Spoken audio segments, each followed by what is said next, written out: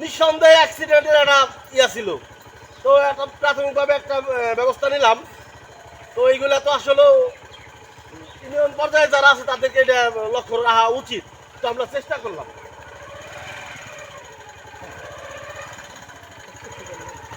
ওকে।